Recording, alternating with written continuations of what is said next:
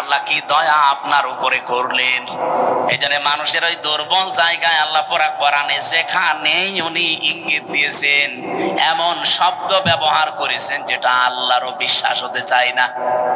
সূরা বাকারার 27 নম্বর আয়াতে দেখবেন, 28 নম্বর আয়াত আল্লাহ রাব্বুল আলামিন বলেন, কাইফা তাকফুরুনা বিল্লাহি ওয়া কুনতুম আমওয়াতান ফাআহইয়াকুম সুম্মা ইউমীতুকুম সুম্মা ইউহয়ীকুম সুম্মা ইলাইহি তুরজাউন।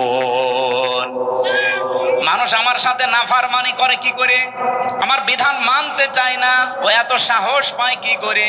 এজন্য আল্লাহ শব্দ শুরু করার আগে কাইফা দিয়েছেন। এখানে যারা আরবি গ্রামার বোঝে, যারা বালাগাত মানতে পড়ে পড়ায়, ওদের জিজ্ঞাসা করেন কাইফা শব্দটা কমপক্ষে 29টা অর্থে ব্যবহার হয়। আমি সামারাইজ করে 19টা অর্থে পেয়েছি। এর ভেতরে 13 নাম্বার একটা কায়দা বালাগাত মানতে গিয়ে আছে। কাইফা শব্দ সেন্টেন্সের আগে ব্যবহার করা হয় এই জন্যে যেটা আল্লাহরও বিশ্বাস হতে চায় না। আল্লাহ বলেন কাইফা তাকফুরুনা বিল্লাহ, মানুষ আমার সাথে নাফরমানি করে, কুফরি করে, আমার বিধান মানতে চায় না। কেমন করে? অথচ মৃত ছিল, ওকে আমি জীবন দিয়েছি। আল্লাহরও বিশ্বাস হচ্ছে না যে লোকটা আমার সাথে কুফরি করতে পারে। এখানে শব্দ দিয়েছেন কাইফা। এজন্য মানুষ আমরা যখন কুফরি করি, আল্লাহর নিয়ামতের শুকরিয়া আদায় না করে নাফরমানি করি, তখন আল্লাহ আশ্চর্য হয়ে থাকে যে কি এও আমার সাথে নাফরমানি করতে পারে, অথচ কি ছিল? মৃত ছিল। বলেন বলেন। ওখান থেকে আমি আল্লাহ 6 মাসের পরে ওরে জীবন দিলাম। বিজ্ঞান এখন দেখাচ্ছে মানুষের মায়ের পেটে 6 মাসের আগে পর্যন্ত কিন্তু জীবন দেওয়া হয় না। এর আগে বিভিন্ন স্ট্রাকচার তৈরি করা হয়। 360টা হাড় দিয়েছেন আল্লাহ, জোড়া দিয়েছেন। 9768 প্রকার চামড়া দিয়েছেন শরীরে। এক এক জায়গার চামড়ার গুণাগুণ এক এক রকম। কমপক্ষে আপনার বিভিন্ন জায়গায় যে চামড়া গুলো আছে, চামড়ার সাথে এমন কিছু সেট করা আছে, এই যে শুধু এই চামড়া টুকুতে 153টা রগ দেওয়া আছে, রেখা। পৃথিবীর আজ পর্যন্ত কোন মানুষের এই জায়গাটা একজন আর একজনের সাথে মেলে নাই, কিয়ামতের আগে মিলবেও না। 153টা রেখা যদি কেটেও যায়, আবে আপনার দেখবেন ঠিক হয়ে যাবে। আমার এই জায়গাটায় ছোটবেলা একবার কাজ ঠুকে নষ্ট হয়ে গিয়েছিল। আমি পরে সাপ নিয়ে দেখেছিলাম যে না, ঠিক হচ্ছে না। কিছুদিন পরে দেখি আগেরটায় আবার ফিরে গেছে। তাহলে এইটা কিয়ামতের আগ পর্যন্ত আমার সাথে 153টা রেখার কারো মিলছে না, মিলবেও না। এর পেছনে একটা শক্তি কাজ করছে, তিনি কে? শুধুমাত্র জহব্বা বানিয়েছেন আল্লাহ। এই যে জহব্বা বলা হয় জিবা, বিজ্ঞান এখন এই জহব্বা নিয়ে গবেষণা করে জানিয়েছে এর ভেতরে কমপক্ষে 2 কোটি আস্বাদন স্তর আছে, স্বাদ নেওয়ার স্তর আছে। এই পৃথিবীতে যত বড় রেস্টুরেন্ট হোক, রেস্তোরাঁ হোক, হোটেল হোক, 2 কোটি খাবার রান্না হওয়ার কোন হোটেল আপনি পেয়েছেন? হ্যাঁ, আমি এই বয়সে আমার মনে হয় কতগুলো দেশ আমি ঘুরে আসলাম, পৃথিবীর কোন উন্নত দেশেও এত প্রকার খাবার আমি পাইনি। সর্বোচ্চ খাবার পেয়েছি 180 প্রকার। এই যে গাজীপুরের কাপাসে একটা হোটেল আছে নিরিবিলি, তোতামিয়া, ও খাবার রান্না করে 180 প্রকার পর্যন্ত খাবার ওর হোটেলে আমি পেয়েছি। একটা মাহফিল দিয়েছিল, বললাম খাবার দেন তো কি কি আছে দেখি। এটা কি? বলছে কাঁঠালের পাতা ভর্তা। কাঁঠালের পাতা ভর্তা বলে এও একটা তরকারি, আর এইটা বাঁশের পাতা ভর্তা। মানে সারা দুনিয়া কুড়িয়ে মাত্র 180 প্রকার, আর আমার জহব্বার ভেতরে আল্লাহ স্বাদ নেওয়ার স্তর দিয়েছেন কত? 2 কোটি। কিয়ামত পর্যন্ত দিলেও তো স্বাদের স্তর শেষ হবে না। এই স্তরটা আল্লাহ দেয় কখন? বিজ্ঞান এখন জানাচ্ছে কমপক্ষে যখন 6 মাস হয়ে যায়, 6 মাসের পরে তখন আপনার ভেতরে আল্লাহর রূহ দেয়। এটা আল্লাহর সিদ্ধান্ত। রূহ কি? আল্লাহর হুকুম বা সিদ্ধান্ত। ওরা যে বলছে সিদ্ধান্ত আমার, দেহ আমার, আরে ভাই দেহ আপনার না, সিদ্ধান্ত আপনার না। এ দেহ বানিয়েছে ওই যে শুরু থেকে কে বলেন তো? আরো জোরে বলেন। মা বাবার কি দায়িত্ব ছিল? সূরা ওয়াকিয়ার ভেতরে আছে, ওরা শুধু বিছানায় ছিল, এই শেষ। বাকি যা করছে ওখান থেকে, সেই বীর্য থেকে হামজা পর্যন্ত কে? 6 মাস পরে যখন ক্ষুধার উদ্রেক দেখা দেয়, আল্লাহ পাক তখন নিজে খাবার সরবরাহ করার জন্য, তার যে রাজ্জাক নামটা আছে, ওই রাজ্জাক নামের কারণে দুনিয়ার কোন খাবার দিলে তো আপনি হজম করতে পারবেন না, কারণ আপনার দাঁত নেই। আছে? এজন্য মায়ের মাসিক অসুখ বন্ধ করে দিয়ে ওই নাপাক রক্তটা আল্লাহ মুখ দিয়ে দেয় না, নাভির ভেতর দিয়ে পাস করে আমাকে বাঁচিয়ে রাখে। নবীজি বলেন আল্লাহ মুখ দিয়ে না দিয়ে নাভি দিয়ে দিয়েছে কেন জানো? পৃথিবীতে আল্লাহর বান্দারা এসে যেন এই মুখ দিয়ে কোনো নাপাক জিনিস ভেতরে না দেয়। অথচ আমরা আল্লাহর এমন বান্দা আছে, আল্লাহ মায়ের পেটের ভেতরে মুখটা পবিত্র রেখে দিয়েছে, নাপাক রক্ত মুখ দিয়ে দেয়নি, নাভি দিয়ে দিয়েছে।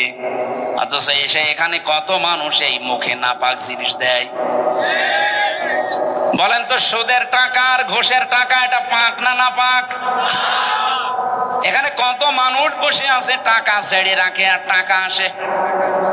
এটা কি বলে না? এটার আরেকটা নাম আছে। বলেন তো, যে 1000 টাকা যারা ছেড়ে দিয়েছেন, মাসে মাসে 100 টাকা 200 টাকা করে বেশি দেয়, এই কাজে যারা আছেন এই টাকাটা পান, এটা কি নাপাক? নাপাক। যারা এগুলো করছেন তাদের ছেড়ে দেওয়া লাগবে, নয়তো আপনি নবীর হাদিস অনুযায়ী মায়ের সাথে জিনা করছেন। কারা কারা এই কাজে আছেন হাত তোলেন তো। এই এলাকা তো ভালো মনে হচ্ছে, আলহামদুলিল্লাহ। তাহলে তো ওসি সাহেবের কাছে অনেক নালিশ যায় না মনে হয়। এলাকা অনেক ভালো, একটা লোকও নেই। যারা এই যে নাপাক জিনিসগুলোর ভেতরে অন্যতম আর একটা এলাকায় চলে কিনা আমি জানি না, বিড়ি আছে। এটা ছেড়ে দেবে, এটা বদ অভ্যাস। ওটা খেলে মুখ পর্যন্ত আমার মনে হয় গন্ধ হয়ে যায়। যারা খায় তারা তো টের পায় না, যারা পাশে দাঁড়ায় তারা টের পায়। আপনি একটু চিন্তা করেন না, আপনার এই নাভির ভেতর দিয়ে আল্লাহ পাস করে আপনাকে বাঁচিয়েছে, কেন মুখ দিয়ে ওটা দিতে পারতো না? আল্লাহ জানে যে আমার বান্দা এই নাপাক জিনিস আমি মুখ দিয়ে দিলে এই মুখটা নাপাক করে ফেলবে। আমি চাই এটা পবিত্র থাক, দুনিয়ায় যে আমি আল্লাহর পবিত্র নাম যেন উচ্চারণ করে। সুবহানাল্লাহ বলতে পারেন না? 6 মাসের পরে যখন রূহ এসে গেছে, খাবারের উদ্রেক দেখা দেয়। আল্লাহ পাক বলেন খাবার তো এভাবে চলতে থাকে, আস্তে আস্তে আমি আল্লাহ নিজে তখন আকৃতি বানাই। আল্লাযী ইউসাউফিরুকুম ফিল আরহামি কাইফা ইয়াশা ইলা আখিরি আয়াত। সূরা আলে ইমরান 3 নাম্বার পারা, এটা 9 নাম্বার পৃষ্ঠা, 6 নাম্বার লাইনের 6 নাম্বার আয়াতের প্রথম অংশে আছে। আল্লাহ বলেন তিনি সে আল্লাহ যিনি মায়ের পেটের ভেতরে তোমাদের আকৃতি তৈরি করেন। তোমার যে আকার আকৃতি এটা পৃথিবীর কেউ বানায়নি, এটা আমার আল্লাহর নিজের সিদ্ধান্তে তৈরি হয়েছে।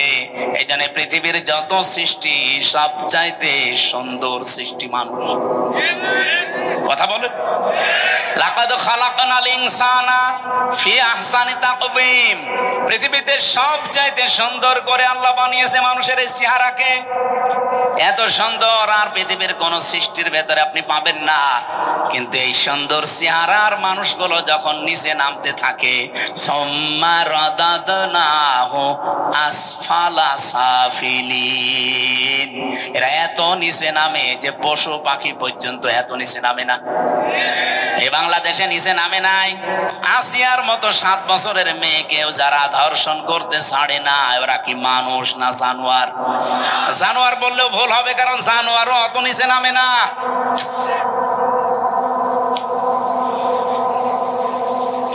কোরআনে কারিমের সূরা, এটা বানি ইসরাইলের ৭০ নম্বর আয়াতের প্রথম অংশে আছে, ১৫ নম্বর পারা ৮ নম্বর পৃষ্ঠার প্রথম নাম্বার লাইনে আছে। এটা আমি শিক্ষা দেওয়ার জন্য বলছি। ওয়ালাকাদ কাররামনা বানি আদম, আল্লাহ পাক বলেন বনি আদম সন্তানকে আমি আল্লাহ সম্মানিত করেছি। কে? আরো জোরে।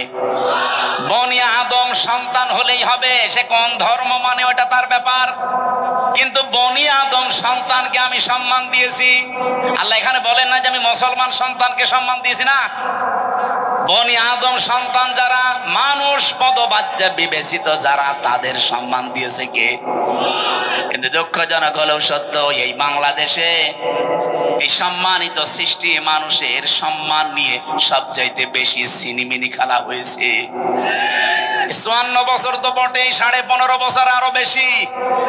আমরা চাই আগামীতে এই সম্মানিত সৃষ্টি আল্লাহ যাদের সম্মান দিলেন, এই বনি আদম সন্তানের সম্মান নিয়ে কেউ যেন সিনিমিনি খেলতে না পারে। আমার কথার অর্থ আপনি বুঝেছেন? আপনি না বুঝলেও এরা বুঝেছে। আগামীতে কেউ যেন এদের সম্মান নিয়ে সিনিমিনি খেলতে না পারে, সেই ব্যবস্থা করা লাগবে। যারা এই ব্যবস্থা ভেঙে দিয়েছিলেন, ওইটা আবার জোড়াতালি দেওয়া লাগবে।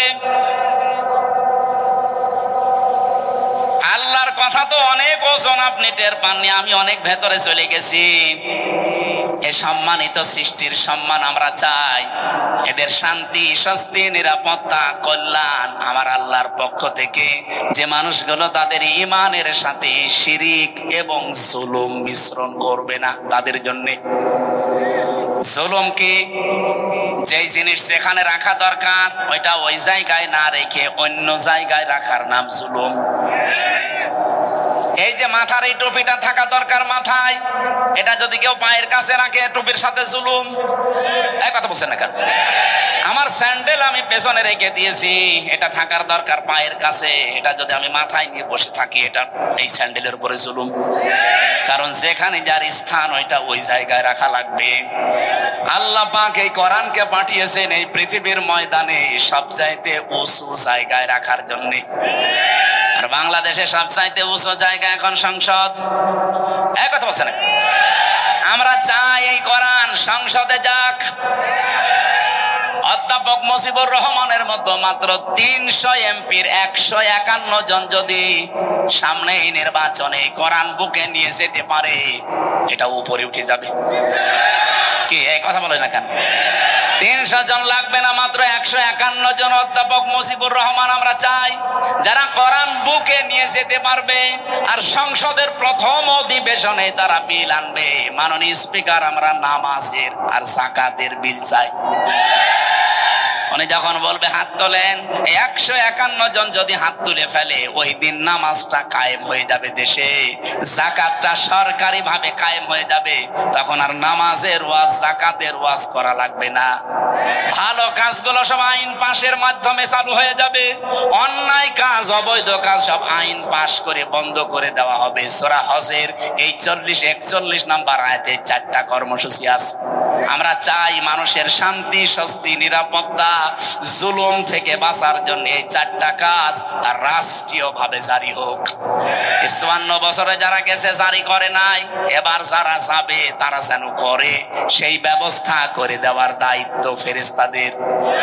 কাদের? বলেন বলেন।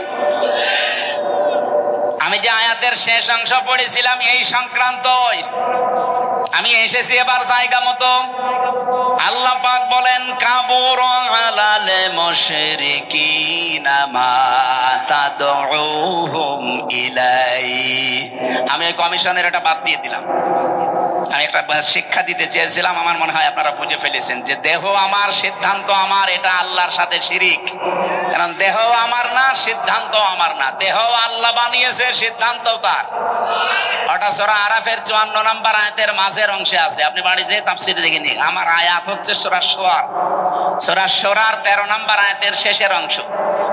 আমরা যদি সত্যি এই দেশে ১৫১ জনকে সংসদে পাঠাতে চাই যারা বুকে কোরআন নিয়ে প্রবেশ করবে, এই কথা শুনলে সবচাইতে বেশি রাগ করবে মুশরিকরা। এই জন্য কাবুর আলাল মুশরিকিনা মা তাদউহুম ইলাই। হে নবী, আপনি যেদিকে ডাকতেছেন মানুষকে, জান আকিমুদ্দিন, যেটা অধ্যাপক সাহেব পড়ছিলেন, নামাজের মতো, রোজার মতো, যাকাত দেওয়ার মতোই ফরজ হচ্ছে আল্লাহর এই জমিনে আল্লাহর বিধানটা কায়েম করা। এই পৃথিবীতে যত নবী আল্লাহ পাঠিয়েছেন, শুধু 2 জন নবী বাদ দিয়ে প্রত্যেক নবীর উপরে তাদের আসল মিশন আর ভিশন ছিল এইটা, আনাকিমুদ্দিন ওয়ালা তাতাফাররাকু ফি, দিন কায়েম করো, কোনো ফতোয়াবাজি করবা না। এই বাংলাদেশে এরকম একটা পরিবেশ তৈরি হচ্ছে, দল মত জাতি বর্ণ ধর্ম নির্বিশেষে সবাই গোবিন্দ পরামানিকের মতো মানুষ বলছে এই দেশে ইসলাম কায়েম হলে আমরা সব চাইতে নিরাপদে থাকতে পারবো। আর আপনি কি বলছেন? কি সে একটা হিন্দু মানুষ যদি কথা বলতে পারে? সেদিন গাইবান্ধায় হিন্দু এক পুরোহিত, আপনারা দেখেছেন, আমিরে জামাতের আগে বক্তব্য দেওয়ার সময় বলেছে এই দেশে যদি ইসলাম যায় ক্ষমতায়, এদেশের অন্যান্য ধর্মের মানুষেরা সবচাইতে বেশি নিরাপত্তায় থাকতে পারবে। তারা অলরেডি এখন বুঝে ফেলছে। এই জন্য আমাদের জীবনের সব ফরজের বড় ফরজ এইটা হাতে নেওয়া দরকার। দিন যতদিন কায়েম না হবে ততদিন আমাদের স্বস্তি নেই। এটা কারো কাছে যদি রাজনীতি মনে হয়, হ্যাঁ এটাই আমাদের রাজনীতি। এটা যদি কারো কাছে মনে হয় যে এটা ধর্ম ব্যবসা, হ্যাঁ এটাই আমার ধর্ম ব্যবসা। কারো কাছে যদি মনে হয় এটা দুনিয়ার কাজ, হ্যাঁ এটাই আমার দুনিয়ার কাজ। কারণ আমার এই কাজ দিয়ে আমি আখেরাত তৈরি করতে চাই। আমি একা না, আমার চাইতে বড় বড় যারা, আপনি তাকান, শারা লাকুম মিনাদ-দ্বীন মা ওয়াসা বিহি। ওয়াসা মানে কি? শক্তিশালী উপদেশ। আল্লাহ বলেন শারা লাকুম মিনাদ-দ্বীন, আমি নির্ধারিত করে দিয়েছি, নির্দিষ্ট করে দিয়েছি, নির্ধারণ করে দিয়েছি তোমাদের জন্য আমার দ্বীনকে, মা ওয়াসা বিহি। শুধুমাত্র এতটুকু বলে আল্লাহ শেষ করে দেননি। আল্লাহ বলেন আমি শক্তিশালী উপদেশ দিয়েছি নূহকে। হে নবী, আপনাকে দিলাম যেমন মুসাকে, ঈসাকে, ইব্রাহিমকে একই নির্দেশ দিয়েছিলাম। আমি আয়াতের তাফসীর পড়তে গিয়ে দেখেছি এই পৃথিবীতে যত নবীকে আল্লাহ পাঠিয়েছিলেন, এক একজন নবীর শরীয়ত ছিল আলাদা আলাদা, কিন্তু দিন ছিল এক। আমার কথা বুঝেন? পৃথিবীর যত নবীকে আল্লাহ পাঠালেন প্রত্যেকটি নবীর দিন ছিল এক, কিন্তু শরীয়ত আলাদা আলাদা। এটা বোঝাতে গিয়ে আমি তাফসীর একটা উদাহরণ পেয়েছি। এদিকে তাকান, একজন বাড়িওয়ালা 5 জন কর্মচারী রেখেছে, এক একটা কর্মচারীর কাজ আলাদা আলাদা। মালিক কয়জন? আর সরে, কিন্তু কাজ যাদেরকে 5টা কর্মচারী আলাদা আলাদা দিয়েছে, প্রত্যেকটা অর্ডারের উপরে মালিকের যেহেতু হুকুম আছে, প্রত্যেকটা হুকুমের দাম আছে না নেই? তারা তো প্রত্যেকেই মালিকের কর্মচারী। কাজ এক একজনকে এক একটা বাজার করবে, কেউ বাড়ি ঘর ঝাড়ু দেবে, কেউ দারোয়ানিতে করবে। আল্লাহ পাক বলেন আমি মালিক, আমি দিন একটাই পাঠিয়েছি, কিন্তু এক এক নবীর শরীয়তে জীবন বিধানের ভেতরে আলাদা আলাদা নিয়ম দিয়েছিলাম। আমাদের নবী মুহাম্মদ রাসূলুল্লাহকে আল্লাহ যে শরীয়ত দিয়েছেন, আদমকে সে শরীয়ত দেয়নি। হযরত ঈসাকে যে শরীয়ত দিয়েছে, মুসাকে সেটা দেয়নি। কিন্তু লক্ষণীয় বিষয় একটা, যত নবী এসেছে দিন সবার কিন্তু এক ছিল, আর সবাইকে আল্লাহ নির্দেশ দিয়েছে আনাকিমুদ্দিন, দিন কায়েম করো। তাফসীরে আমি 2টা জিনিস এখান থেকে আরো ফলো করে পেয়েছি। এইদিকে তাকান, দিন যতদিন পর্যন্ত কায়েম না হবে তোমার ব্যক্তি, পরিবার, সমাজ, রাষ্ট্র, এলাকায়, আবার শুনেন, দিন যতদিন কায়েম না হবে তোমার এলাকায়, তোমার ব্যক্তিতে, পরিবারে, সমাজে, রাষ্ট্রে, যতদিন পূর্ণাঙ্গ দিন কায়েম করার সম্ভব হবে না, ততদিন পর্যন্ত যতটুকু দিন আছে অতটুকুই টিকিয়ে রাখার জন্য চেষ্টা করা লাগবে। না আমি বোঝাতে পারিনি, এটা একটু কঠিন। দিন এখনো বাংলাদেশে যেহেতু কোরআনের 500 আইন আছে, একটাও কায়েম নেই। আছে? হ্যাঁ, কিছু কিছু আছে হালকা। এই যে পারিবারিক আইন, যেটা বিবাহ শাদী, এটা ইসলাম দেখেই হয়। আমাদের জমি জায়গা বন্টন, এটা ইসলাম দেখেই হয়। কথা বলছেন না কেন? নাকি অন্য কোন নিয়ম নীতি মেনে করি আমরা? হ্যাঁ, সে ব্যক্তিগত কিছু মানুষ আলাদা আলাদা করতে পারে, সেটা আলাদা, কিন্তু আমরা অধিকাংশ মানুষ অন্তত পারিবারিক জীবনী আইনগুলো এখনো আছে। তাহলে যতদিন পর্যন্ত পূর্ণাঙ্গ দিন এই দেশে কায়েম না হবে ততদিন পর্যন্ত অন্তত যতটুকু দিন আছে এইটাকে টিকিয়ে রাখার জন্য চেষ্টা করা লাগবে। এখন সেইটাও যদি হাতছাড়া হয়ে যায়, ওরা যে 318 পৃষ্ঠার রিপোর্ট দিয়েছে পুরাটা পড়ে আমি নিজের এই ছোট মাথায় পেয়েছি প্রায় 13টা কোরআনের আয়াত ওরা পাল্টিয়ে ফেলেছে। এগুলো মানলে নাকি অবিচার হবে, বৈষম্য হবে। ইসলাম মানলে যদি বৈষম্য হয় তাহলে কোন ধর্ম মানলে বৈষম্য দূর হবে বলেন তো দেখি? পৃথিবীর অন্যান্য ধর্মের কিতাবগুলো একটু টাচ করেন। ইহুদিদের ধর্ম আছে, খ্রিস্টানদের ধর্ম আছে, এই মুশরিকদের ধর্ম আছে, বৌদ্ধদের ধর্ম আছে। এদের ধর্মীয় গ্রন্থগুলো যতটুকু পারেন পড়েন। আমি বিশ্ববিদ্যালয়ে থাকাকালীন একটু টাচ পেয়েছিলাম, ওরা সবগুলো জায়গায় বৈষম্যের শিকার করে আছে। ওদের মেয়েদেরকে বিবাহের সময় যা দিয়ে দেয় ওইটাই শেষ, অথচ বিবাহের সময় মেয়েদের বাড়িতে, এইদিকে তাকান, বিবাহের সময় মেয়ের বাড়িতে মেয়ের বাবার কাছ থেকে ছেলে পক্ষের লোক যদি একটা পানও তার সন্তুষ্টি ছাড়া খায়, এইটাও পায়খানা খাওয়ার মতো হারাম। যেটা আমরা এই যে বরযাত্রী বলে চালিয়ে দেই, কোথায় পেয়েছেন ভণ্ডামি? এটা হিন্দুদের থেকে এসেছে এই বরযাত্রীর নিয়ম। মুসলমানদের বিয়েতে কোনো বরযাত্রী যাবে না, মুসলমানদের বিয়েতে হবে অলিমা। আর অলিমা কি ছেলের বাড়ি হয় না মেয়ের বাড়ি? হ্যাঁ, ছেলের বাড়ি। এলাকায় গিয়ে বরযাত্রী যাওয়ার সিস্টেম আছে, এটা বন্ধ করা লাগবে। কোন বাড়িতে এখন আর বরযাত্রী যাওয়া যাবে না, কারণ মেয়েদের সম্মান মর্যাদা নবীজি নিজে এত বাড়িয়ে দিয়েছেন। বিশ্বনবী যতগুলো বিয়ে করেছিলেন তার চারটা মেয়ে তিনি বিয়ে দিয়েছেন, একটাকেও তিনি বরযাত্রী খাওয়াননি। উনি করেছেন নিজে অলিমা, জামাইদেরকেও করিয়েছেন অলিমা। সুতরাং আজকে থেকে তওবা করেন, আমরা বরযাত্রীর দাওয়াত পেলে আর যাবো। আমার সাথে একটা ছেলে থাকে, বলছে হুজুর এই ওয়াজ আর 2 দিন পরে করবেন, আমার বিয়েটা হয়ে যাক।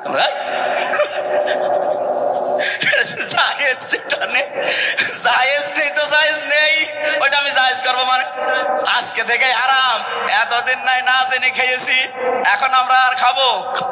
বরযাত্রী যাবেন? ওলিমা করেন, আমি রাজি আছি, দরকার হয় 5 দিন ধরে খাওয়ান, অসুবিধা নেই। সম্মানিত মা বোনেরা, আপনাদের এই জায়গায় নারী কমিশন হাত দিয়েছে। কত সম্মান আল্লাহ কোরআনে কারিমে নবীজির হাদিসে সূক্ষ্ম ভাবে আল্লাহ দিয়েছেন। যদি আপনার নিজের সম্মান আপনি বুঝতেন, নিজের এই মর্যাদা ফিরে পাওয়ার জন্য আন্দোলন করতেন। আর ওরা কি কমিশন বানিয়েছে, নারীদের আরো ঠকিয়েছে। ওরা বলে যৌনকর্মী যারা তাদেরকে শ্রমিকের মর্যাদা দেওয়া লাগবে। ওরা শ্রমিক হয় কি করে? তাহলে কালকে তো ঢাকায় তো এসে পুলিশকে বলবে যে ভাই স্যার আমরাও শ্রমিক, আমাদেরও কম কষ্ট নেই ডাকাতি করতে। কি ডাকাতি করা কষ্ট না? তারাও তো তাদের কাজের স্বীকৃতি চাইবে ইউনূস সাহেবের কাছে, যে আমাদেরকেও স্বীকৃতি দেন, আমরাও শ্রমিক, আমাদেরও ঘাম ঝরে। এটা না করে যদি ওনারা, এই যে 1 লক্ষ যৌনকর্মী আছে সারা বাংলাদেশ মিলে, সরকারি জরিপ, 1 লক্ষ মানুষকে, ওই মানুষগুলো সরকারি ভাবে যারা টাকা বিভিন্ন জায়গায় ব্যাংকে পড়ে থাকে, ছাতা পড়ে যায়, কেউ জানে না, ওই টাকাগুলো নিয়ে নিন। জাকাতের মাধ্যমে হোক, এককালীন দানের মাধ্যমে, জোর করেই নেন, দরকার টাকা পড়ে থাকবে কেন? কাইলা ইয়াকুনা দৌলাতাম বাইনাল আগনিয়াই মিনকুম, আল্লাহ বলেন আমি চাই না এক জায়গায় অর্থ সম্পদ টাকা পয়সা জমা হয়ে থাক, এটা ছড়িয়ে যাক, এটা কাজে লাগুক। সুতরাং এই টাকাগুলো আমার মনে হয় রাষ্ট্রীয় ভাবে সব আদায় করে 1 লক্ষ মেয়েদের পুনর্বাসন করা দরকার। কে কথা বলেন না কেন? হয় ওদের 2টা করে গরু কিনে দেন, 5টা ছাগল কিনে দেন, অথবা সেলাই মেশিন কিনে দেন, এমব্রয়ডারি করার জায়গা করে দেন। ওরা নিজেরা হালাল কর্মজীবন তৈরি করে সংসার করে দুনিয়ায় সম্মানের সাথে বেশি থাক। খুব বেশি না, মাত্র 1 লাখ আছে সারা বাংলাদেশ মিলে। গোপনে গোপনে যেগুলো আছে ওগুলো বাদ দিলাম। এই কাজ আপনারা কোন নিয়মে লিখলেন? এটা কোরআনের বিরুদ্ধে আছে, এমনকি মানব অধিকারেরও বিরুদ্ধে।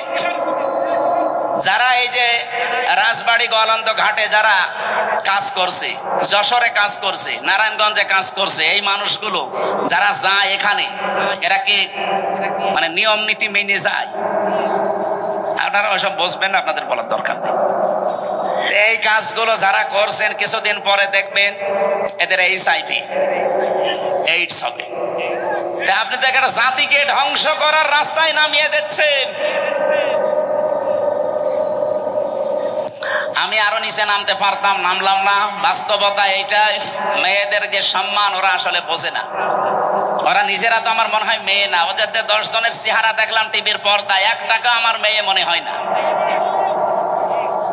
মেয়েদের তো একটা কাটিং কুটিং থাকে, কোন কাটিং এর মেয়ে লোক? এখানে যারা পুরুষ মানুষ আছে, আমার মনে হয় আমি আওয়াজ দিলাম যে পুরুষ যারা পুরুষ প্যান্ডেলে আসেন, মহিলা যারা মহিলা প্যান্ডেলে যান। আর যারা যে বিড়ি খেয়ে বেড়াচ্ছে, ওরা কি? ওরা পুরুষও না মহিলাও না, ওরা কি? হিজড়া। আমার মনে হয় ওই 10 জন যে কমিশনে আছে, এগুলো একটা মেয়ে লোকও না পুরুষও না, ওই হাফ। এই জন্য উল্টা পাল্টা রিপোর্ট দিয়েছে। এদের রিপোর্ট মানা তো দূরের কথা, এই কমিশনই বাংলার মানুষ মানে না। এই কথা বলেন না কেন? ওদের কমিশন যদি মেনে এই বিবেক বহির্ভূত কাজ করা হয়, এমন দাবানল জ্বলবে না। ওরা তো 112টা মেশিন দিয়েও পারছে না, আপনি সারা দুনিয়া এনেও পারবেন না। আমি ইঙ্গিত দিলাম, আশা করি আপনি বুঝেছেন। এরকম কোন বিবেক বহির্ভূত কাজ এই দেশে আমরা কেউ করব না, সাপোর্টও করব না। তাহলে ভুল সিদ্ধান্ত আল্লাহ নিজে চাপিয়ে দেবেন, তখন কন্ট্রোলের বাইরে চলে যাবে। আল্লাহ আমাদের হেফাজত করুন। তা আমরা বলছিলাম দিন যতটুকু আছে এতটুকু টিকিয়ে রাখা লাগবে। এইটাও একটা আনাকিমুদ্দিন, পূর্ণাঙ্গ যতদিন কায়েম না হয়। যেহেতু এই দেশে এখনো অলিমার সিস্টেম নেই, না আছে আছে কিছু কিছু জায়গায়। স্যার আপনি কি অলিমা করেছেন? এনে একজন করেছে, স্যার অনেক করেনি, অনেক বর যাত্রী দান্দায় আছে। আমিও তো ওনার মতোই, আমি বেশি মানুষ নেইনি, মাত্র 7-8 জন নিয়েছি। শ্বশুরকে বলেছি দরকার 170 জন খাওয়িয়ে দেবো। এই সময় তো বুঝতাম না। না, আমরা এখন যেহেতু বুঝে ফেলেছি এই সিস্টেম, এখন মেয়ের বাপের উপরে জুলুম বন্ধ করা লাগবে। এখন থেকে আমার অলিমা শুরু হবে। বরযাত্রী খাওয়া কি জায়েজ নেই। মেয়ের বাবা খাওয়াতে, কোন মেয়ের বাবা এমন পাগল আছে যে আপনার মতো 500 পাগলকে খাওয়াবে? আমি বারবার এই কথা বলছি কেন? আমার মেয়ে 3টা, আমার বাঁচা লাগবে না। না, একটু ট্রেনে করলাম, অন্তত যাদের ছেলে আছে তারা এখন বুঝে মরুক, আমি তো বেঁচে যাব। মেয়ের বাবার অনেক সম্মান। নবীজি বলেন কেউ মেয়ের বাবাকে ছোট চোখে দেখবা না, মেয়ের বাবাকে খারাপ কথাও বলবা না, কারণ আমি নবী মুহাম্মদ রাসূলুল্লাহ নিজে মেয়েদের বাবা। সুবহানাল্লাহ বলতে পারেন না? কোন ঘরে যদি একটা মেয়ে লোক আসে, সঙ্গে সঙ্গে 4 জন ফেরেশতা চলে আসে। কোন পরিবারে একটা ছেলে এসেছে, সঙ্গে সঙ্গে একটা ফেরেশতা আসবে, কোথাও নেই। আর 4 জন রহমতের ফেরেশতা এসে মেয়েটার মাথায় হাত বলিয়ে বলে এটা দুর্বল দেহ থেকে এসেছে। এই মেয়েটাকে যারা আদর ভালোবাসা স্নেহ দেবে, দিন শিখাবে, একাধারে খাওয়াবে পরাবে, প্রতিপালন করে সৎ পাত্র দেখে পাত্রস্থ করবে, কিয়ামতের দিন আমি নবী আর ওই মেয়ের গার্জিয়ান এইভাবে পাশাপাশি জান্নাতে থাকবো। কোন ছেলের ব্যাপারে এমন কথা হাদিসে আছে নেই।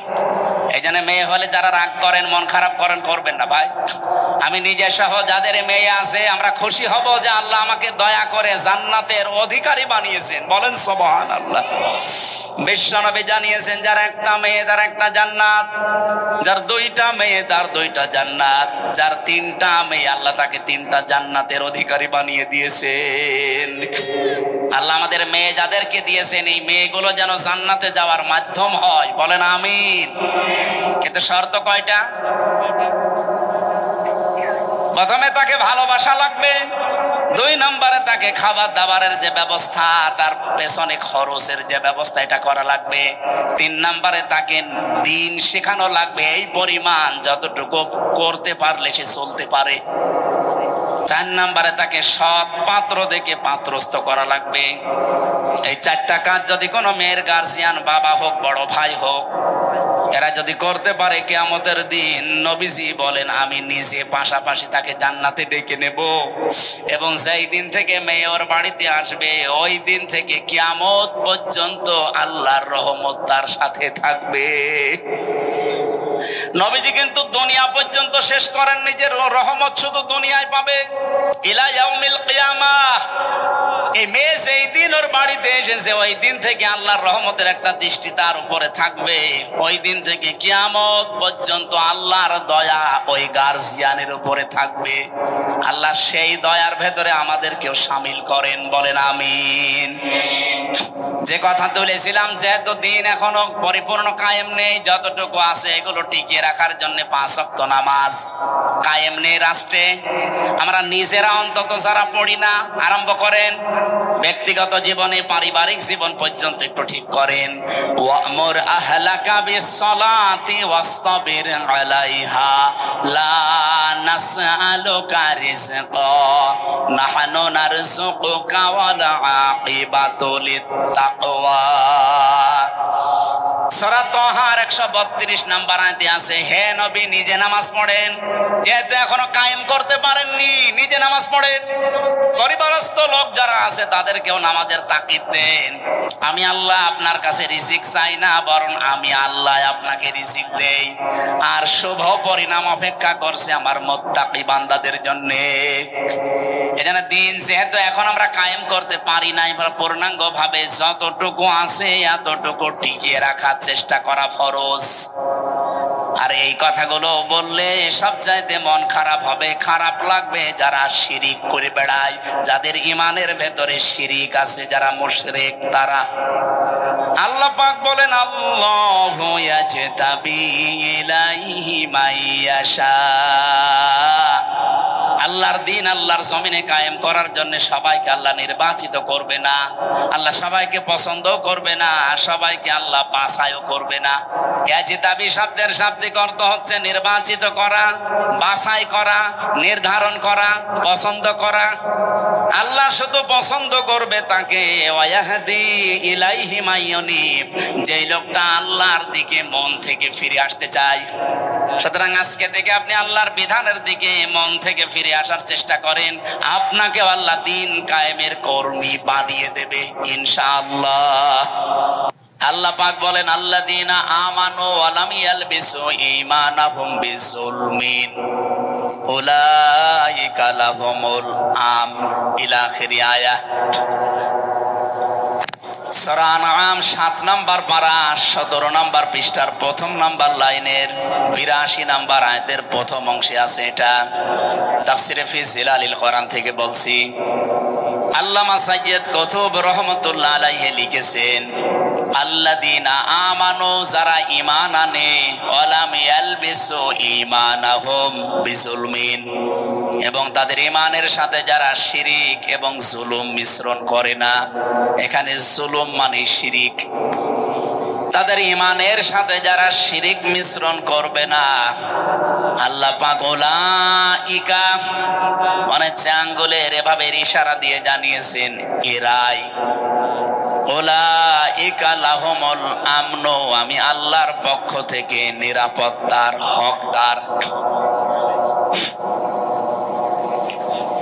কোরআনে কারিমে সূরা ইউনূসের ভেতরে আমি পড়েছি, সুম্মা নুনাজ্জিল্লাযীনা তাকাও সুম্মা নুনাজ্জিল্লাযীনা তাকাও ওয়া নাযারুয যালিমিনা ফিহা জিসিয়া।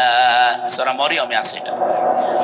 কিয়ামতের দিন যেদিন আল্লাহ পুলসিরাত মানুষকে পার করতে দেবেন, এটা পুলসিরাতের আয়াত। আপনারা অনেকে পুলসিরাত সংক্রান্ত আয়াত খুঁজে পান না, যে পুলসিরাতের আয়াত কোরআনে। সেদিন একজন বলছিল যে না, কোরআনে মনে হয় পুলসিরাতের কোনো আয়াত নেই। সূরা মরিয়ম এটা ৭০, ৭১, ৭২ এই আয়াতগুলো পড়বেন, দেখবেন পুলসিরাত সংক্রান্ত বিষয় এখানে আলোচনা করা আছে।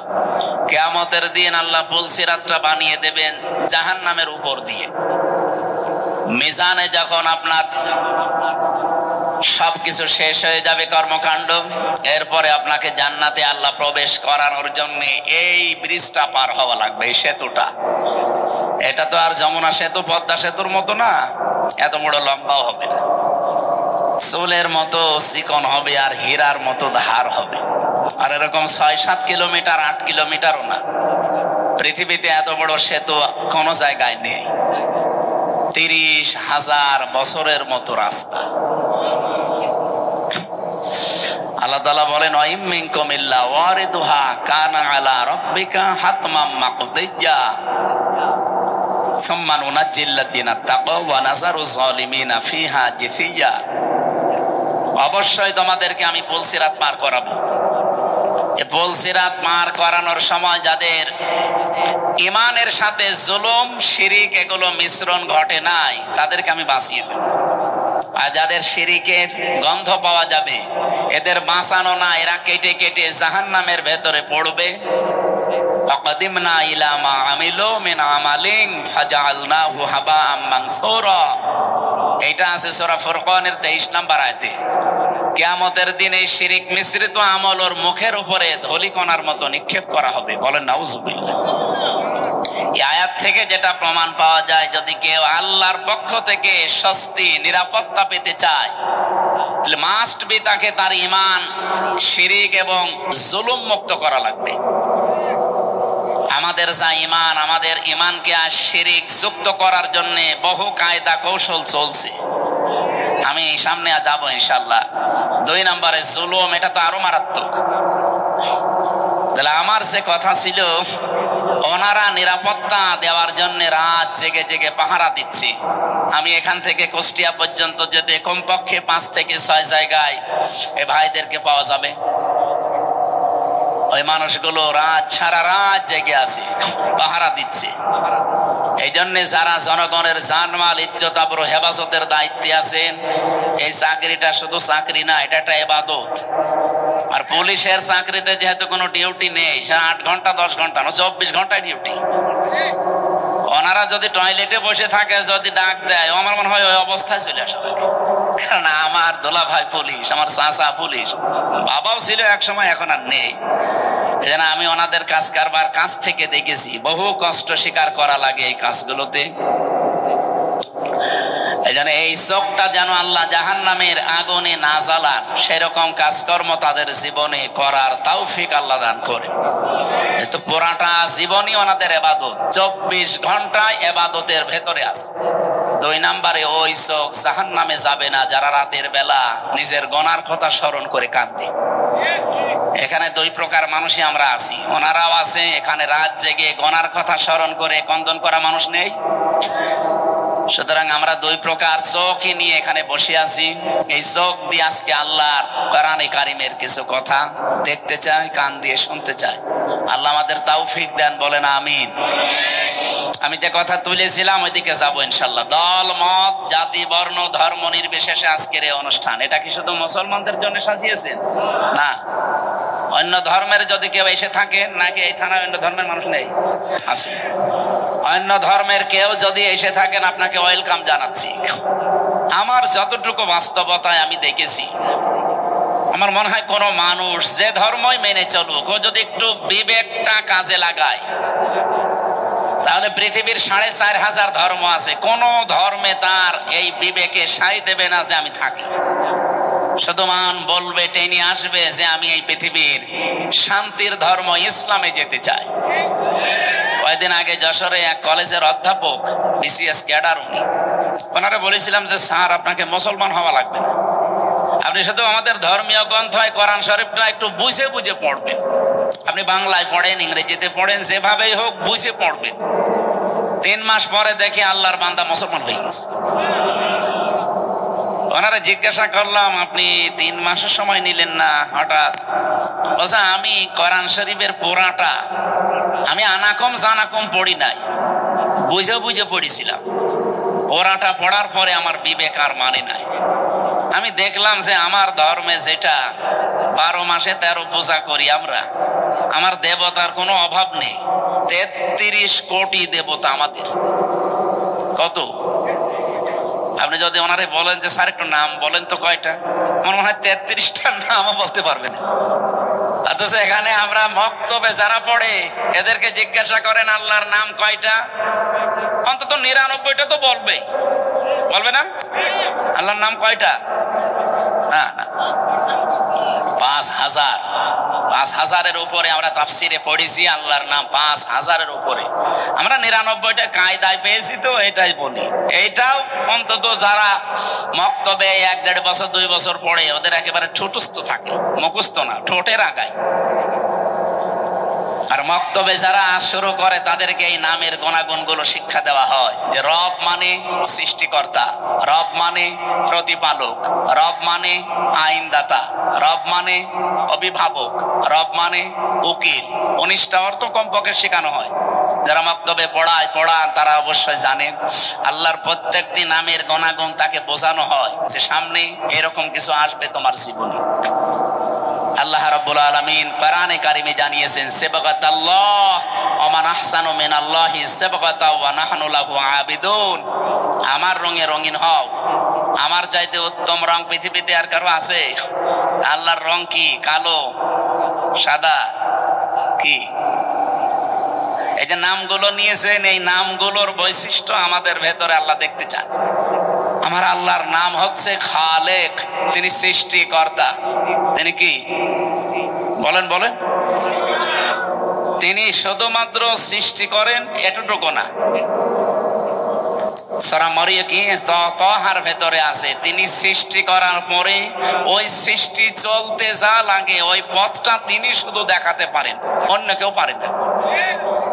এখান থেকে একটা বিষয় আমরা আপনাকে এখানে রেকর্ড হচ্ছে, তো সারা দুনিয়া যাচ্ছে এখন, এটা অলরেডি লাইভ চলছে।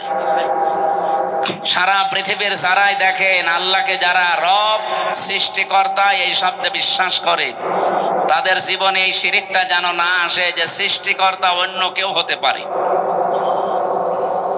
আমরা দুঃখজনক হলেও সত্য, যেহেতু বলা লাগছে, আমাদের যিনি পালিয়ে গেল উনি একবার বলেছিলেন যে এই ফসলে বরকত হওয়ার পর বলেছিলেন, মা দুর্গা গজে চড়িয়ে এসেছে, এই জন্য ফসলে বরকত হয়েছে। ফসলে বরকত সৃষ্টি করে কি আল্লাহ না দুর্গা? অন্য হিন্দু যদি বলতো আমি জীবনে কিছু বলতামই না, সে একটা হাজি মানুষ। এরপর একজন মুসলমান বলেন তো, ওনার মুখে এই কথা মানায়?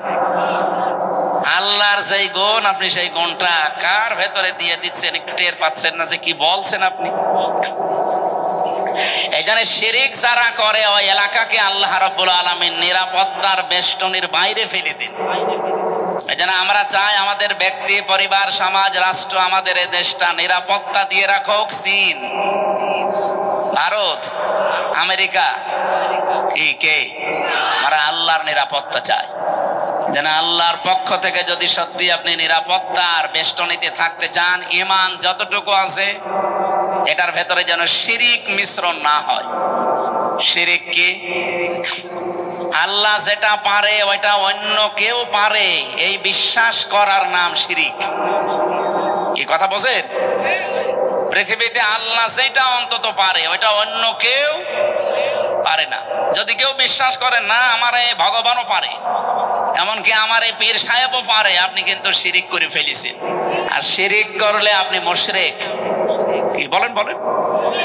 আর মুশরিক হলে তার জন্য আল্লাহর বানানো জান্নাত হারাম, আর বানানো জাহান্নাম ওয়াজিব।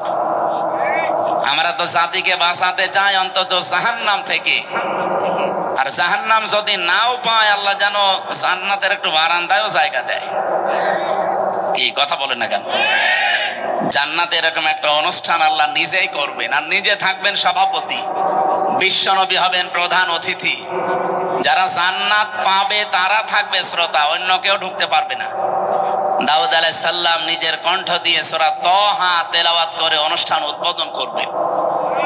আমাদের নবী সূরা রহমান থেকে তেলাওয়াত করবেন। আর মহান রব্বুল ইজ্জাত ওয়াল জালাল নিজের কণ্ঠ দিয়ে সূরা ইয়াসিন তেলাওয়াত করে তার ওই জান্নাতি শ্রোতাদেরকে শোনাবেন। 50 আলফা সানা মিম্মা তাউদ্দুন। আমরা 1 2 3 করে যেভাবে গণনা করি, জান্নাতে আল্লাহর কুদরতের কণ্ঠে এক একটা আয়াত শুনতে সময় লাগবে 50,000 বছর। জান্নাতের যত নিয়ামত আছে মানুষ ভুলেই যাবে। আমাদের কপালে আছে কিনা আমরা জানি না, তবে আমরা আশা করতে পারি আল্লাহ যেন ওই ময়দানে আমাদের শ্রোতা হিসাবে একটু জায়গা করে দেন। বলেন বলেন আমিন। হ্যাঁ দেবে। আপনার জীবনে এমন কোন কাজ যদি থাকে যেটা আল্লাহ ছাড়া আর আপনি ছাড়া আর কেউ জানে না, আল্লাহকা সিররুন ইনদাল্লাহ বাইনাকা আনতা ওয়া বাইনাল্লাহ, আল্লাহকা সাদাকাতুন তাখফা লা ইয়ালামুহা ইল্লাল্লাহ। কবি বলছে এমন কোন কিছু তোমার জীবনে আছে, সাদাকা হোক নেক কাজ হোক, যেটা আল্লাহ ছাড়া আর তুমি ছাড়া কেউ জানে না। এরকম গোপন কিছু কাজ করে রাখবে। আমি এক ওসি সাহেবকে পড়াতাম বিশ্ববিদ্যালয়ে যখন ছিলাম, ওই 10 সালে। উনি আমারে মাঝে মাঝে এই প্রশ্নটা করতেন যে দুনিয়ায় এমন কিছু গোপন কাজ করব কেউ জানে না, কিয়ামতের দিন যেন এটা নেওয়া যায় মালিকের কাছ থেকে। ওই দিন থেকে আমি এই কবিতাটা মুখস্থ করেছিলাম, এখনো পর্যন্ত নাড়া দেয় আমার অন্তরে। কথাটা অনেক দামি কথা না? আপনি গোপনে এমন কিছু করে রাখবেন যেন অন্য কেউ জানে না। ওই যে পাহাড়ের যে 3 যুবকের ঘটনা আমরা শুনি, তাদেরকে আল্লাহ মুক্ত করেছিলেন তাদের গোপন এই নেক কাজের কারণে। তারা 3 জনেই গোপনে আল্লাহকে খুশি করার জন্য এমন এমন নেক কাজ করেছিলেন যেটা আর কেউ জানতো না। আল্লাহ রাব্বুল আলামিন ওই 3টা নেক কাজের ওসিলা দিয়ে তারা এই গোপন কাজের যেই দোয়া করেছেন, এত বড় বিশাল বিপদ যেখানে মরণ ছাড়া উপায় ছিল না, ওই বিপদ আল্লাহ কাটিয়েছেন, কালো মেঘ দূর করে দিয়ে তাদেরকে আল্লাহ বাঁচিয়ে দিয়েছেন। এই জন্য এমন এমন কাজ জীবনে করে রাখবেন। এই যে যারা সেজদা দেন, রাতের বেলা উঠে একটু নিরিবিলি, পৃথিবীর সব ঘুমিয়ে গেছে, এমন একটা সেজদা লাগাবে, অন্তত এক সেজদায় যেন 1 ঘন্টা কেটে যায়। আমি জেলখানায় থাকতে 3টা বছর বহু সেজদা এমন পেয়েছি, মানুষকে নিচেও দিয়েছে, মজাও লাগে একটা আলাদা। আপনি 45 মিনিট 1 ঘন্টা সেজদায় পড়ে থাকেন, কিছু বলাও লাগবে না, শুধু এমনি পড়ে থাকবেন, মনে হবে আল্লাহর কুদরতি পাই আমি পড়ে আছি। একটা আলাদা অনির্বচন সুখ আপনাকে আল্লাহ দান করবে, যেটা কিনতে পাওয়া যায় না। আল্লাহ আমাদের জীবনে এরকম কিছু গোপন নেকির কাজ করার তৌফিক দেন, বলেন আমিন। আমার ভাইরা, আমার যে কথা তোলার ছিল আমি তুলেছি। আমাদের ঈমান আমরা শিরিক মুক্ত করতে চাই। নিরাপত্তা দেওয়ার একচ্ছত্র মালিকানা আমার আল্লাহর। পৃথিবীর কারো নিরাপত্তা নিয়ে মানুষ স্বস্তি শান্তিতে থাকতে পারে না যতক্ষণ আল্লাহ নিরাপত্তা না দেয়। কি কথা বলেন? কত মানুষকে নিরাপত্তা দেওয়ার জন্য এগিয়ে আসতেছে না। বাংলার মানুষেরা যতদিন পর্যন্ত আল্লাহর এই নিরাপত্তা আপনি না পাবেন, বাইরের যত বড় উন্নত রাষ্ট্র নিরাপত্তা দিক, তাদের নিরাপত্তারই তারা গ্যারান্টি দিতে পারছে না। আজকে ইসরায়েলে দেখেছেন, আজকে 12:30টার সময় কি ভূমিকম্প। অলরেডি একদিকে দাবানল জ্বলছে, আর একদিকে ভূমিকম্প। ওদের 112টার উপরে উন্নত মেশিন কাজ করছে, পানি, ঔষধ এবং এই যে স্প্রে দিয়ে আগুন লেভাতে সক্ষম হচ্ছে না। কারণ এই আগুন তো আর হামসা ধরায়নি, আগুন ধরিয়েছে কে? সারখার হয়ে যাচ্ছে পুড়ে। ওদের বিশ্ব রোড বন্ধ হয়ে গেছে, জেরুজালেমের রাস্তা বন্ধ হয়ে গেছে। এভাবে যদি আর সর্বোচ্চ সপ্তাহখানেক ওরা কন্ট্রোলে আনতে না পারে, পৃথিবীর মানচিত্র থেকে এই জঘন্যতম জাতি ইহুদিরা, ইসরায়েল রাষ্ট্র, এটা পৃথিবী থেকে হালাক হয়ে যাবে। এগুলো হওয়ার পেছনে আমি কোরআন থেকে একটা কারণ পেয়েছি। সূরা ইউনূস 100 নম্বর আয়াত, 11 নম্বর পারা, 19 নম্বর পৃষ্ঠা, 4 নম্বর লাইনে আছে, শেষের দিকে পাবে। ওয়ায়াজআলুর রিজসা আলাল্লাযিনা লা ইয়াকিলুন। কোন মানুষ যদি তার বিবেক অনুযায়ী কাজ না করে, আবার বলেন, কোন মানুষ যদি বিবেক অনুযায়ী কাজ না করে, তাহলে তার উপরে আল্লাহ নিজে ভুল সিদ্ধান্ত চাপিয়ে দেয়। ওয়ায়াজআলুর রিজসা আলাল্লাযিনা লা ইয়াকিলুন। বিবেক, বুদ্ধি, কমন সেন্স, এটা অনুযায়ী যদি কেউ দুনিয়াতে কাজ না করে, তার উপরে ভুল সিদ্ধান্ত চাপিয়ে দেয় কে? এই লোকটা বিবেক বহির্ভূত কাজ করেছিল। 1940 সালে ওদেরকে থাকতে দিয়েছিল, আমরা যেমন রোহিঙ্গাদের থাকতে দিয়েছি, মানবতার খাতিরে ওদেরকে থাকতে দিয়েছিল। এই পৃথিবীর নিকৃষ্ট জাতি এখন এই ইহুদিরা, খালি গায় খালি পায়, তামাম দুনিয়ার কেউ নেয়নি। অথচ এই মানুষগুলোকে থাকতে দিয়ে এখন তারা কাল হয়ে দাঁড়িয়েছে।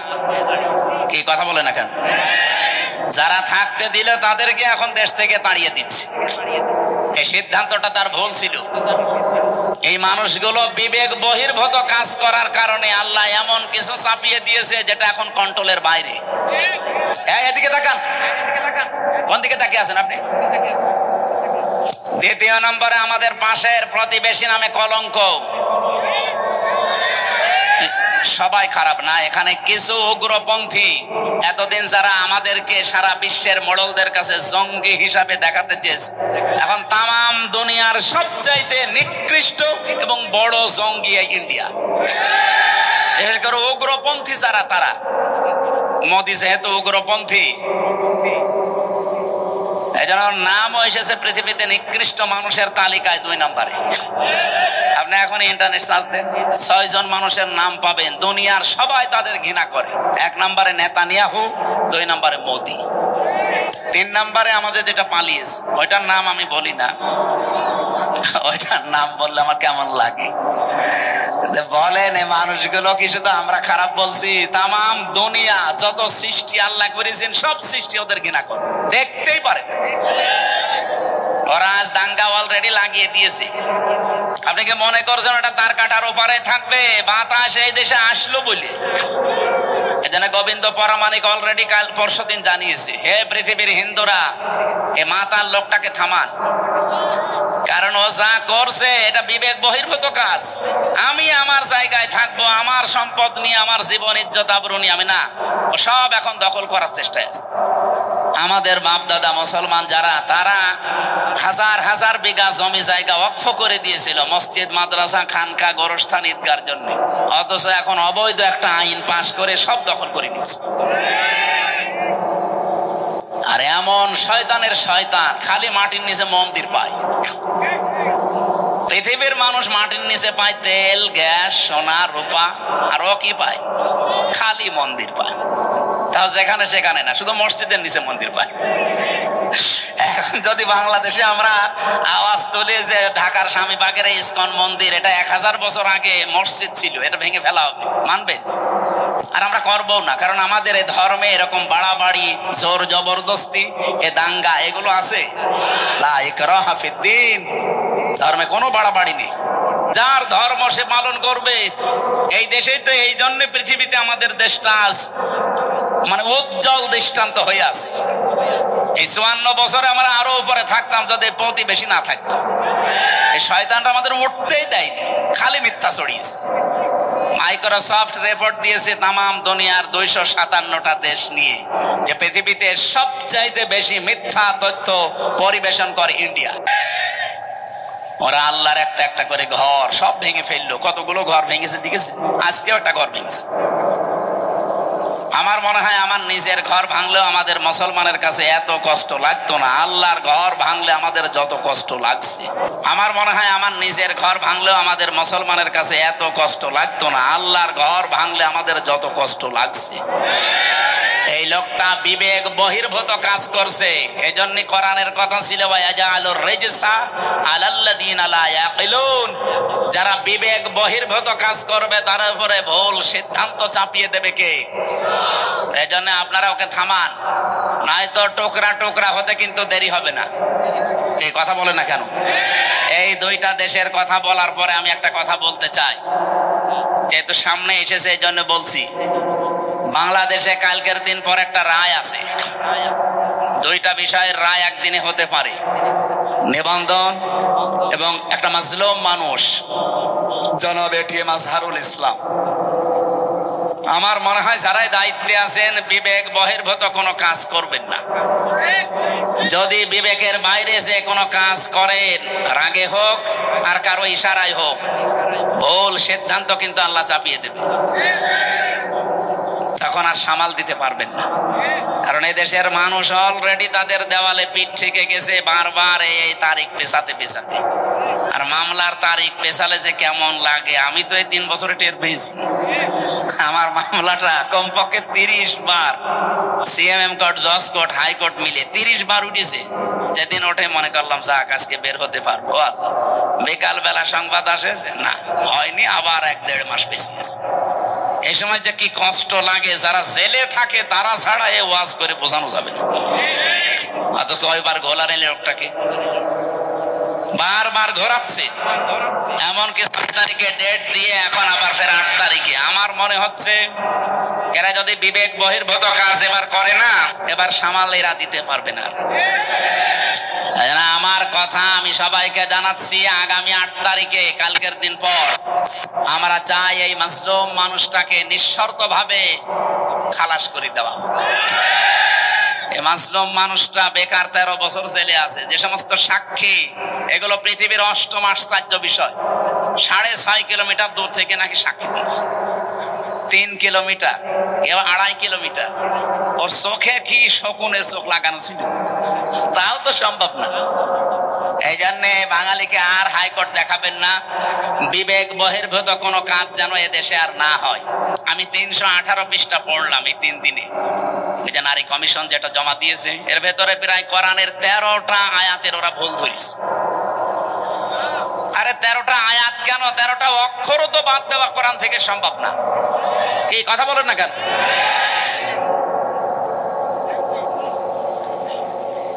26টা আয়াতের বিরুদ্ধে ওরা মামলা দিয়েছিল, ভারতে কেস করেছিল যে এগুলো বাতিল করা লাগবে। আর এরা অলরেডি 13টা আয়াতে হাত দিয়েছে। এদের পেছনে কোনো রাঘব বোয়াল আছে, অথবা এরা মানসিক বিকারগ্রস্ত, মেয়াদ উত্তীর্ণ গাঁজা খেয়ে ফেলিস।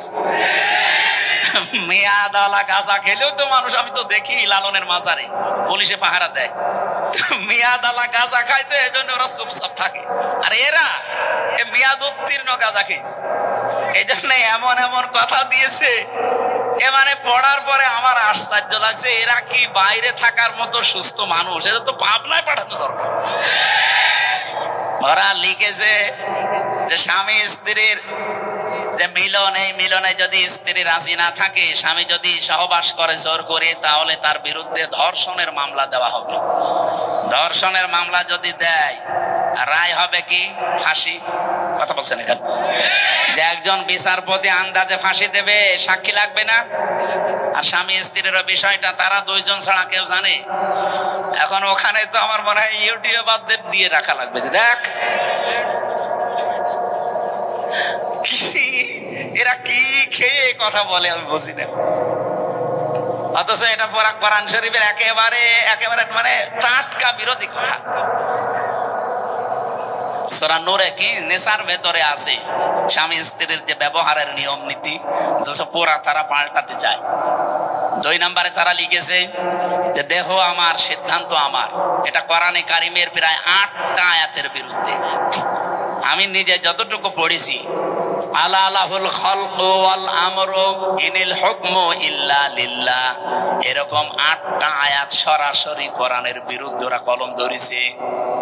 ওরা বলতে চায় দেহ আমার, সিদ্ধান্ত আমার। আর আল্লাহ বলেন এই সৃষ্টি আমার, সিদ্ধান্ত আমার। দেহ আপনার, আপনাকে কে বলেছে? আপনি দেহের মালিক।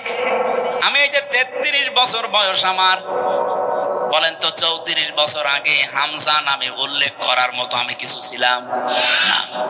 92 সালে আমি জন্ম নিয়েছি, অথচ 91 সালেও হামজা নামে আমি এখানে বসার যোগ্যতা রাখতাম। আমার মা বাবা দায়িত্ব পালন করেছে, তারা শুধু বিছানায় ছিল, এই বাকি যা করার সব করেছে আমার আল্লাহ। আল্লাহ বলেন মায়ের রেহেমের ভেতরে বাবার এই বীর্যটা যখন দ্রুত গতিতে এখানে এসে হাজির হয়, কমপক্ষে এটা 40 দিন 40 দিন 40 দিন 40 পাল্টাতে থাকে। 120 দিনে আমি আল্লাহ এইটাকে কমপক্ষে 4 4 8টা জিনিস বানিয়ে ফেলি। আপনি যদি এখানে কম্পিউটার ভেড়াতেন, স্ক্রিন দিলে আমি একটা একটা করে আপনাকে দেখাতে পারতাম। বাবার এই নাপাক পানিটা দিয়ে আল্লাহ যে 4টা জিনিস বানায়, এটা সূরা তরিকের ভেতরে আছে। ফালিয়ানজুরিল ইনসানু মিম্মা খুলিক, খুলিকা মিম্মা দাফিকিন ইয়াখরুজু মিন বাইনিস সুলবি ওয়াত তারাইব। এক একটা শব্দ যদি ভেঙে ভেঙে আপনি অর্থ করেন, দেখবেন সুলবন 1 বচন দিয়েছেন, তারাইব দিয়েছেন বহু বচন।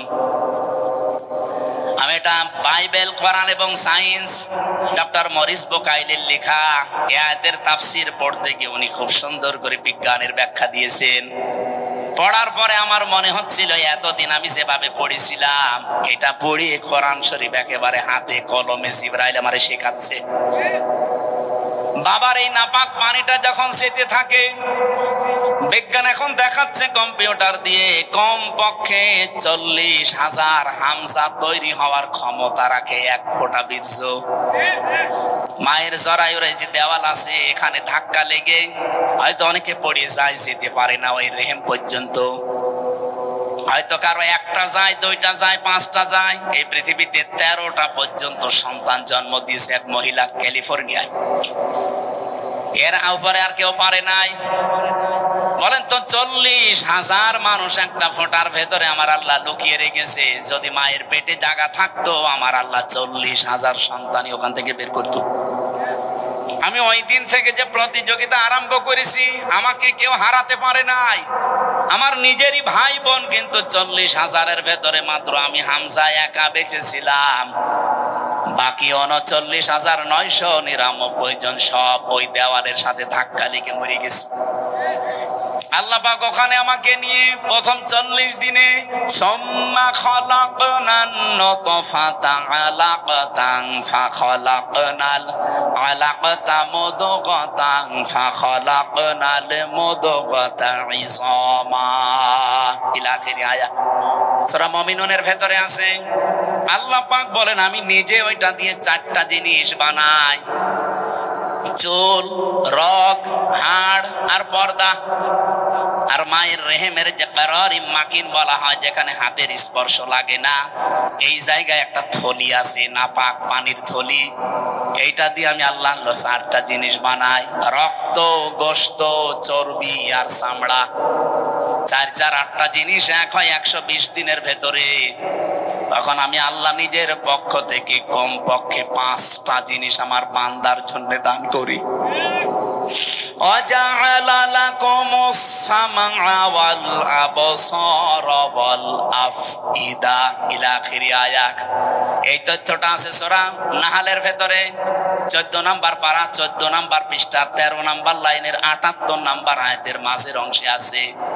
আল্লাহ বলেন শ্রবণ শক্তি, দর্শন শক্তি, বাক শক্তি, আকেল শক্তি আর ঘ্রাণ শক্তি, এই 5টা আমি আল্লাহ আমার রব নামের কারণে তোরে ভিক্ষা দিয়েছি। যদি একটা কম দিতাম, দুনিয়ায় তুই আসতিস কিন্তু পূর্ণাঙ্গ হয়ে না, অপূর্ণাঙ্গ হয়ে। বলেন তো রব নামের কারণে যে 5টা জিনিস আল্লাহ দয়া করে আমারে দিলেন, যদি দর্শন শক্তি না দিত তাহলে আমি আসতাম কিন্তু কানা হয়ে। অনেক কানা মানুষ আসে না? বলেন বলেন। আল্লাহ পাক যদি বাক শক্তি না দিত, কথা বলা, তাহলে আমি আসতাম কিন্তু বোবা হয়ে। আমাকে যদি আল্লাহ শ্রবণ শক্তি না দিত, আমি আসতাম কিন্তু কালা হয়ে। যদি আকেল শক্তিটা না দিত, আসতাম কিন্তু পাগল হয়ে। অনেক পাগল আসে না? তখন আমাকে স্বাভাবিক ভাবে স্টেজে ওঠা দূরের কথা, প্রধান অতিথি, বিশেষ অতিথি, ওসি সাহেব দূরের কথা, মানুষ বলতো নাম, এখান থেকে কানা, পাগল। স্টেজের ধারে পাশেও পাগল কানারে আসতে দিত। আল্লাহ আমি সহ যারা এসেছি এই জমিনে দিন কায়েমের একজন কর্মী হিসাবে দায়িত্ব পালন করা, আল্লাহ যে কবুল করবেন, তাদের সাথে আমাদেরকেও যেন পছন্দ করেন। বলেন আমিন। আরো জোরে বলছি আমিন।